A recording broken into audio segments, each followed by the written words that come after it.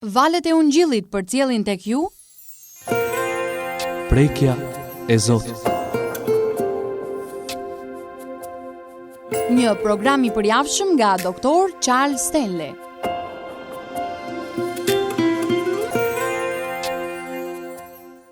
Si mund të arrijë të qëndrojë përpara Perëndisë së Shenjtë që sundon universin dhe ta lavdërojë, ndërsa jetojë në rebelim ndaj tij? Është e pamundur.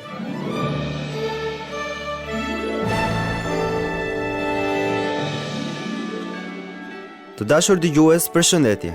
Fillojmë edhe për ditën e sotme programin Prekja e Zotit, një mësim nga Dr. Charles Stanley.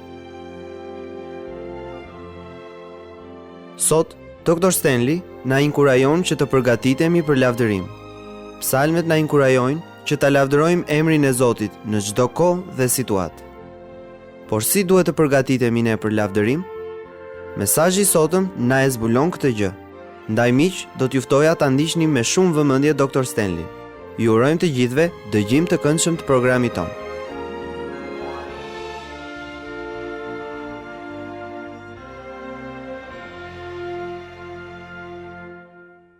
Në këtë mesazh, dua të flasim për përgatitjen tonë për lutje. Dhe dua që të hapni Biblën dhe të shkoni tek një kapitull shumë i njohur. Gjoni, kapitulli 4. Është historia e takimit të Jezusit me gruan samaritane në një pus uji. Pjesë e këtij pasazhi është një varg që dua që ta shohim me shumë vëmendje. Besoj se përgatitja për lutje është e mbështjellë në këtë varg. Ktheuni tek Gjoni kapitulli 4 dhe shikojeni për një moment.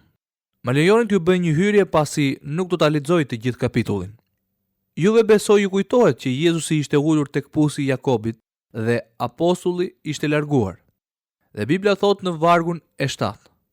Një grua nga Samaria erdhi të nxjerrë ujë dhe Jezusi i tha: "Më jep të pi." Dhe kështu ata u futën në një bashkëbizetim rreth të qenurit e tij një izraelit dhe të qenurit e saj një samaritane. Dhe në vazhdim të bisedës, Jezusi i thot asaj në vargun e 10: "Po ta njeh ti dhuratën e Perëndisë, dhe kush është ai që të thot: Më jep të pi? Ti vetë do të kërkoje nga ai dhe ai do të jepte ujë të gjallë." Më pas ajo i përgjigjet: "Nga e merr ujin e gjallë?" Gruaja i tha: "Zot, ti nuk ke as kovë për të nxjerrë dhe pusi është i thellë. Nga e ke pra ato ujë të gjallë?" Dhe Jezusi i përgjigjet në vargun e 13. Jezusi u përgjigj dhe i tha: "Kushdo që pi nga ky ujë do të ketë përsërietje. Por kush pi nga uji që do t'i jap unë, nuk do të ketë më kurrë etje për jetë. Por uji që unë do t'i jap, do të bëhet në të një burim uji që kufon në jetë të përjetshme." Gruaja i tha: "Zot, më jep këtë ujë, që unë të mos kem më etje dhe të mos vi këtu të nxjerr ujë." Dhe më pas Jezusi në mënyrën e tij tepër të mrekullueshme, të qetë dhe të dashur, e cila nuk ishte të bënte as pak me ujin, tha: Jezusi i tha: "Shko thirrë burrin tënd dhe eja këtu." Kjo gjë duket ta ke shokuar atë, pasi ata ishin duke folur rreth ujit të pishëm. Gruaja u përgjigj dhe i tha: "Unë nuk kam burr." Jezusi i tha: "Mirë the, nuk kam burr, sepse ti kishe 5 burra dhe ky që ke tani nuk është burri yt. Për këtë ke thënë të vërtetën." Gruaja i tha: "Zot, po shoh se ti je një profet." Kështu ne kemi kaluar në një subjekt tjetër. Etërit tan adhuronin mbi këtë mal dhe ju thonin se në Jeruzalem është vendi ku duhet të adhurojmë. Jezusi i tha: "O grua, më beso, vjen ora që as mbi këtë mal, as në Jeruzalem nuk do të adhuroni Atin. Ju adhuroni atë që se njihni, ne adhurojmë atë që njohim, sepse shpëtimi vjen nga judejt. Por vjen ora, madje ajo ka ardhur, që adhuruesit e vërtet ta adhurojnë Atin në frymë dhe në të vërtet, sepse të tillë janë adhuruesit që kërkon Ati." Dhe kështu Jezusi e përfundon këtë pjesë të këtij takimi duke thënë: "Perëndia është frymë dhe ata që adhurojnë duhet ta adhurojnë në frymë dhe në të vërtet." Ai po thotë se Ati kërkon nga njerëzit që ta adhurojnë dhe t'i luten në frymë dhe në të vërtetën. Nëse ju dhe unë do t'i lavdërojmë Perëndis me një lavdërim të sinqertë, duhet të njohim të vërtetën. Sepse e shihni, lavdërimi i vërtet është përgjigja e së vërtetës. Është diçka që ju dhe unë e dim që kërkon prej nesh lutje, nderim dhe miratim për atë që Zoti është dhe nderim dhe dashuri për atë. Kjo nuk është vetëm diçka emocionale. Nëse lavdërimi mbështetet vetëm mbi disa ndjenja emocionale, nuk do të zjas, ose nuk do të jetë i vërtet. Por lavdërimi i vërtet dhe i pëlqyeshëm përpara Atit Perëndi është ndërtuar mbi të vërtetën. Kështu që kur njerëzit më thonë, mos më ngarko me gjithë këto mësime bible, nuk dua të ulem në kish dhe të më duket vetja sikur kam qenë në klasë. Unë vetëm dua t'i lutem dhe të lavdëroj Perëndin. Atëre mik, dua të them diçka. Nëse baza e lavdërimit tuaj nuk janë fjalët e Zotit, që do të thotë një njohje e mirë e kësaj fjale, në një nga këto ditë i gjithë lavdërimi yt do të shndërrohet në një flusk sapuni. Sepse e shihni, është në rregull t'i luteni Perëndis dhe t'i thuresh lavdë Zotit kur gjithçka ecën normalisht. Por kur gjithçka ecën mbrapsht dhe nuk dini pse Zoti ju lë që të vuani në këtë mënyrë, nuk është dhe aq e lehtë që të lavdërosh Perëndin.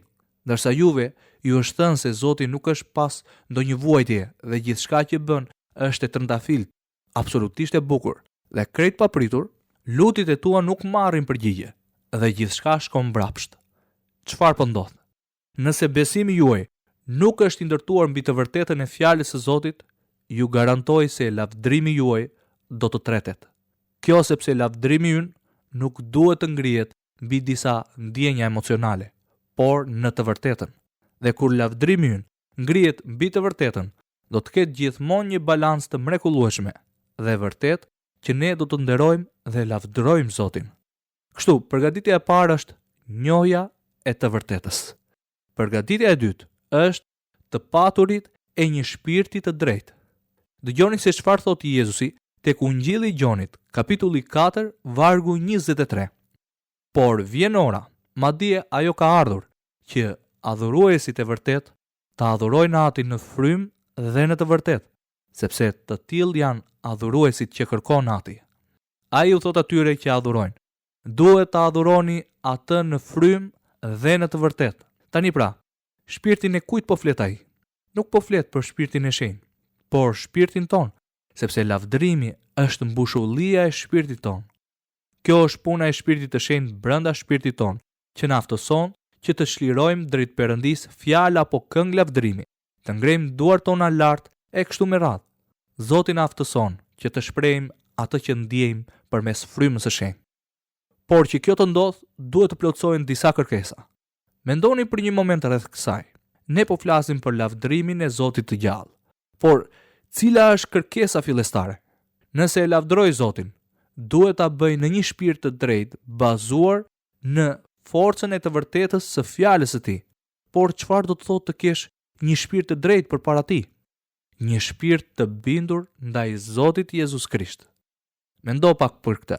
Si mund të guxoj të qëndroj para Zotit të shenjtë, që është i gjithëpushtetshëm i universit, që udhëheq të gjitha gjërat, që më ka pronë të Tij, që më kontrollon, që më ka shpëtuar dhe të jem rebel ndaj vullnetit të Tij, është e pamundur. Mund të këndoj, por nuk do të thotë që po e lavdëroj me të vërtetë Perëndin. Një shpirt rebel nuk mund t'i lutet Zotit. Adhurimi, lutja dhe lumturia e këtij lavdërimi të Zotit nuk mund të shtrihet jashtë një zemre që jeton në një rebelim ndaj Tij. Tani të mendojmë për këtë. Nëse do ta lavdroni Zotin, do të ecni në frymë, do të jetoni në bindje ndaj frymës së shenjtë së Zotit. Në të kundërt, lavdërimi juaj nuk do të jetë i sinqert. Ai thotë, ju duhet të adhuroni në frymë me një frymë të drejtë. Jashtë prej shpirtit ton njerëzor mund të vijë thirrja për nderimin, falënderimin për gjithçka që është Zoti, por kjo nuk mund të dalë nga një shpirt rebel. Gjëja e dytë që është absolutisht elbësore. Ne duhet të kërkojmë falje për të gjitha mëkatet e njohura në jetën tonë. Kjo nënkupton se unë nuk mund të vij këtu me mëkate të fshehura në zemrën time. Ti mbaj në shpirt dhe të lutem Zotit të gjallë sikur ai nuk di asgjë për këtë. Ju e shikoni, mëkati bën diçka në përkushtimin tim. Mëkati vepron si një barrierë mes Zotit dhe meje. Dhe ju e dini këtë gjë. Ju nuk mund të ulini në gjuhë në vetmim në një qoshe, në dhomën tuaj, ose kudo që mund të keni një vend për të menduar. Ju nuk mund të ulini në gjuhë para Perëndis dhe të keni një kohë të ëmbël, të mrekullueshme dhe të lavdroni dhe adhuroni atë, të sillni atij kërkesat tuaja dhe të keni një paqe të përsosur në zemrat tuaja, sepse kur ati është një mëkat i njohur prej nesh, ndodh një qark i shkurtër i punës së frymës së shenjtë, dhe që lavdrimi i tij të pranohet, duhet të jetë produkt i frymës së shenjtë. Është i lindur brenda tij dhe është në shpirtin ton, ngjitur tek Ati përmes Perëndis Jezus Krisht. Kjo nuk funksionon kur shpirti është i mërzitur dhe i acaruar prej mëkatit. Kërkesa e tretë është vendosja e marrëdhënieve të drejta me njerëzit e tjerë. Ju nuk mund të vini në shtëpinë e Perëndis, ta adhuroni dhe ta lavdroni atë kur gjërat mes jush dhe dikujt tjetër nuk janë si duhet. Tani unë do të thoja këtë gjë. Mund të gjendemi në një situatë në të cilën keni bërë më të mirën që mundeni, që gjërat të jenë siç duhet, keni kërkuar mëshirë, keni hedhur hapin e dytë, të tretën dhe të katërtin, që t'i bëni gjërat siç duhet, por ndoshta dikush tjetër vazhdon të jetë agresiv dhe i inatosur me ju. Pavarësisht se çfarë bëni, nuk ndodh asgjë. Asgjë nuk ndryshon në marrëdhëniet tuaja. Por unë jam duke folur për atë që ndodh brenda zemrës tonë. Si mundeni ju dhe unë të vim drejt një Zoti të shenjtë që na mëshiron për të gjitha mëkatet tona, që na do jo mbi bazën e arritjeve, por që na do pa kushte, që shikon gabimet, dështimet dhe mëkatet tona dhe mëshira e të cilit derdhet mbi ne. Si mund t'i lutem Zotit të gjallë kur kam në zemrën time pa kënaqësi, inat, egërsi, diçka që i drejtohet dikujt tjetër, sepse ata kanë gabuar me mua? Si mund të vijë te ky Ati i shenjtë dhe i dashur që ka lëshuar mëshirën e tij mbi mua, duke e ditur se do të mëkatoj sërish ndaj tij? Ai ka derdhur mëshirën dhe dashurinë e tij pa kushte mbi mua, dhe unë shkoj tek ai, e lavdroj dhe adhuroj atë, edhe pse kam një marrëdhënie që nuk është e drejtë. Kjo nuk do të funksionojë. Shumë mirë. Një kërkesë tjetër është lënia mënjane e shpirtit kritik apo negativ. A mund të imagjinoni dikë që thotë: "Nuk më pëlqen kjo, nuk më pëlqen ajo, nuk ndjehem mirë, gjithçka është keq, gjithçka është negative dhe gjithë bota po shkatërrohet. Askush nuk do t'ia di për ta dhe mendojnë se gjithçka është gabim në jetën e tyre dhe e lavdrojnë Perëndin me këtë lloj qëndrimi në zemër." As kjo nuk funksionon, sepse nuk është kjo mënyra se si duhet ta lavdrojmë atë.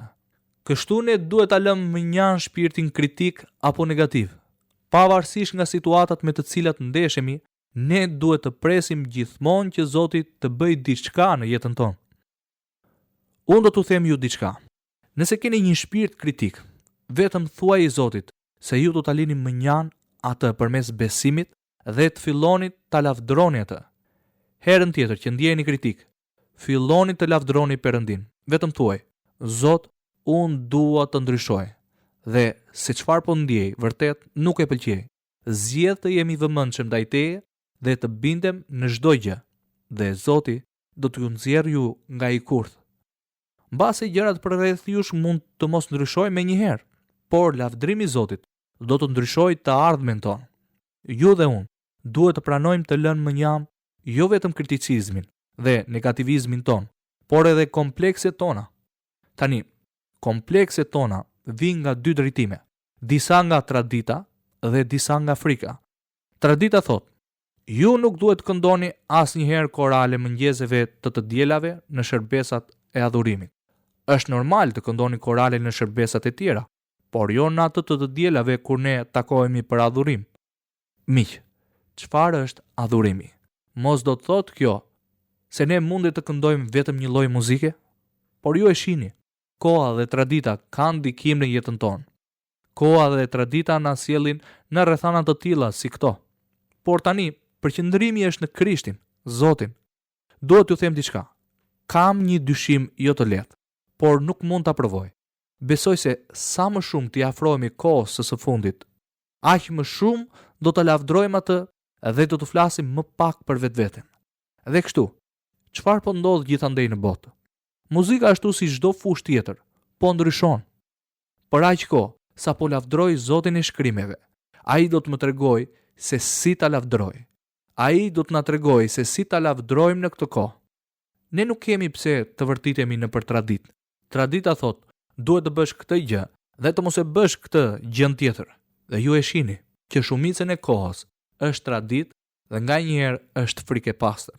Dhe dikush thot, nëse i ngre duart lart kur e lavdroj Zotin, çfarë mund të thot dikush? A sjell ngritja e duarve lart ndonjë ndryshim midis meje dhe Perëndis? Për sa kohë ndjeni se doni ta lavdroni Perëndin kështu, nuk ka asnjë problem. Kush jemi ne? Bibla e thot shumë qartë. Një kombi i zgjedhur, ja si çfarë jemi ne, një priftëri mbretërore, një popull i shenjtë, një familje e shenjtë e Zotit, prom private e Perëndis.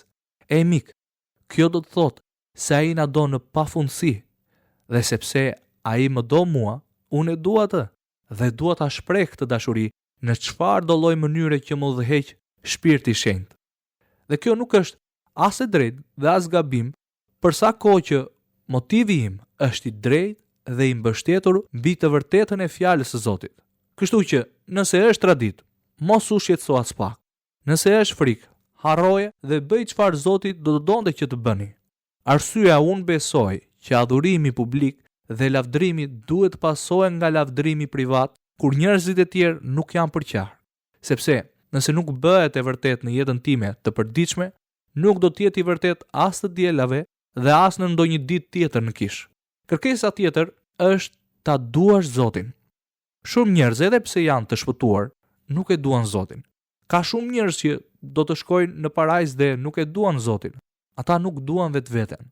Dhe atëre, nëse ata nuk e pëlqejnë veten, si guxojnë të mendojnë se Zoti mund t'i pëlqejë. Dhe kështu mendojnë se Zoti nuk i do. Mendojnë se Zoti do të kujdeset për ta dhe se i ka shpëtuar. Por nëse i pyet, a mendon se Zoti ju do? Përgjigja është jo. Vërtet. Pse jo? Nuk e di pse. Nuk e ndjej dashurinë e Zotit. Miku im, nëse nuk ndjeni mjaftueshmërisht të ngrohurit me dashurinë e Zotit, patjetër që do të jeni një përjashtim i rrallë nëse do të arrini të doni dikë tjetër. Nëse ju pyes, a e doni Zotin Jezus Krisht me të vërtet? A ekziston një marrëdhënie e sinqertë mes jush dhe Zotit? A është ai për ju Perëndia i gjithë pushtetshëm i universit? A mundeni ndeshmërisht të thoni, unë të dua Jezus, njësoj siç do t'i thonit burrit ose gruas tuaj? Kështu dua që t'u pyes, a e doni Zotin me të vërtet? Sepse e shihni, ta lavdrosh atë me të vërtet, do të thotë më shumë nga sa kuptoj unë mbi cilësitë e tij, sikurse janë përshkruar në shkrimë dhe çfarë janë punët e tij të mëdha. Nëse dua ta lavdroj me të vërtet, unë duhet ta dua. Bëja vetes këtë pyetje. A e dua veten? Apo tregojmë kritik ndaj vetes time? Jam thjesht duke thënë se ka shumë njerëz që mendojnë se e duan Zotin, por në fakt nuk munden derisa para së gjithash të mësojnë të duan vetveten dhe të ndjejnë se e meritojnë të duhen nga i madhi Zot. Kur ju dhe unë fillojmë ta duam atë, atëherë mrekullia e frymës fillon të punojë në zemrën tonë dhe atëherë lumturia do të shpërthejë si një gur. Por a është duke vërshuar në zemrën dhe në jetën tuaj? Shumë mirë. Më lejoni të them një gjë të fundit. Nëse do ta lavdroni Zotin me të vërtetë, jeta juaj duhet të jetë e përqendruar tek Krishti. Nuk është diçka që e bëni të dielave kur jeni në hall ose kur luteni. Të përqendrohesh tek Krishti do të thotë të japësh atij vendin e parë, ta vësh atë mbi gjithçka tjetër. Gjithçka në jetën tonë, sillet rreth tij, financat, marrëdhëniet, kënaqësitë tona, miqt, fëmijët tan, gjithçka e jona sillet rreth tij. Kur ne mund të themi ndershmërisht gjithçka në jetën tonë sillet rreth Jezusit dhe bëjmë pyetjen çfarë mendon ai rreth kësaj, atëherë jeta jon është e përqendruar tek Zoti. Dhe atëherë lavdrimi ynë ndaj tij nuk do të jetë diçka që e bëjmë rastësisht. Ai do të bëhet një mënyrë jetese. Do ta lavdroni në mëngjes gjithë ditën, deri në muzikë. Do të zgjoni nga gjumi me lavdrim në buzë, duke falendëruar për atë çfarë ai është dhe çfarë po bën ai për ju. Shpeshherë e lavdroni edhe për vështirësitë dhe vuajtjet me të cilat po ndesheni, për gjërat e vështira që nuk dini se si do t'i përballoni. E lavdroni Zotin për fuqinë e tij të madhërishme, punën e tij madhështore. E falenderoni atë për çfarë ai është dhe për çfarë ai do të bëjë në zemrën dhe në jetën tuaj. Ai do që ne të mund t'i japim dashurinë tonë që nuk ka të krahasuar me asgjë në këtë botë. Dhe kjo nuk do të ndodhë kurrë derisa ta vendosni Jezus Krishtin atje ku ai e ka vendin, në zemër të gjithë jetës suaj. Dhe kjo fillon me të rrëfyrit e të gjitha mëkateve tuaja. Fillon me pranimin e Jezus Krishtit si shpëtimtarin tuaj personal. Fillon me njohen me pranimin se vdekja e tij në kryq pagoi për mëkatet tona. Borxhi i mëkatit tuaj është paguar tërësisht nga Jezus Krishti. Fillon me pranimin e tij nga ju përmes besimit si shpëtimtari juaj personal dhe duke e bërë atë perëndinë e jetës suaj. Unë ju inkurajoj që ta bëni këtë në këtë moment. Vetëm kthejeni jetën tuaj drejt tij dhe thoni: Perëndi, nga ky çast e tutje, vullneti yt është dëshira ime. Gjithçka që zgjedh ti është zgjedhja ime. Unë dua të jem njeriu që ti do. Dhe atëherë fryma e shenjtë brenda jush do t'ju drejtoj, mbroj, mbaj, aftësoj, ndriçoj dhe udhëzoj. Do t'ju mësoj dhe fuqizoj që të bëheni njeriu që Zoti do që të jeni. Pjesë e gjithë kësaj është të mësosh ta lavdërosh dhe adhurosh atë me nderim dhe respekt. Kur e lavdërojmë Zotin, ne ndërtojmë një marrëdhënie dashurie me të. Është një gjë të takosh dikë dhe të prezantohesh me atë dhe diçka krejt tjetër të fillosh të ndërtosh një marrëdhënie dashurie me të, sepse kjo lloj marrëdhënie dashurie nuk do t'ju zhgënjej kurrë. Ajo është një marrëdhënie dashur, e bukur, e pastër, bazuar në dashurinë e vërtetë, e cila gjithnjë pyet: çfarë është gjëja më e mirë për tjetrin? A e dini pse Zoti gjithnjë nuk pyet për ne, por kërkon të na njohë ty dhe mua? Çfarë është më e mira për ju? Kështu kur ju dhe unë të shohim tek ai, le të mendojmë çfarë është më e mira për të. Ai nuk ka nevojë për asgjë. Çfarë do ai? Ai thjesht dëshiron lavdërimin tim, adhurimin tim, nderimin tim, aprovimin tim, të gjitha fjalët që unë mund të them apo këndoj për të lavdruar emrin e tij. Ja se çfarë do ai. Ai na ka dhënë frymën e shenjtë që të jemi dhe të bëjmë për të saktësisht çfarë dëshiron ai, sepse në kohët që do të vinë, ai do të na drejtohet ty dhe mua dhe do të na thotë: shiko se si është shfaqur në të hiri im.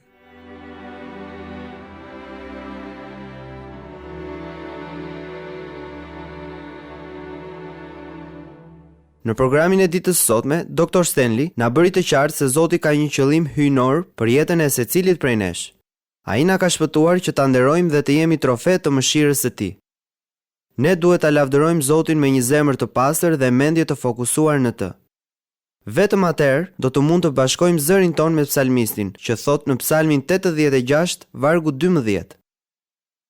Unë do të lëvdoj o Zot, Perëndia im, me gjithë zemër dhe do ta përlëvdoj emrin tënd për jetë. Bibla është një udhërfyes fantastik për lavdërimin dhe adhurimin ton ndaj Zotit. Psalmi 86, vargjet 9 deri 12 thon: Tërkombet që ti ke krijuar do të vinë të bien përmbys përpara teje dhe do të përlëvdojnë emrin tënd, sepse ti je i madh dhe kryen mrekulli. Vetëm ti je Perëndia. Mësom rrugën tënde o Zot dhe unë do të ec në të vërtetën tënde. Bashkoje zemrën time me frikën e emrit tënd. Unë do të lavdëroj o Zot, Perëndia im, me gjithë zemër dhe do ta përlëvdoj emrin tënd për jetë. Këtu të dashur miq kanë përfunduar edhe për ditën e sotme minutat e programit ton. Ne ju kujtojmë që ju mund të na shkruani në adresën Valët e Ungjillit, kutia postare 130 Tiranë, ose me email në adresën valëteungjillit@yahoo.com. Deri herën e ardhshme, miru dëgjofshim.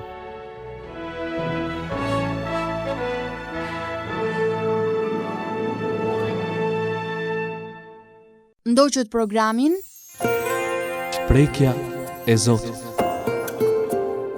një prodhim i organizatës radiofonike Valët e Ungjillit.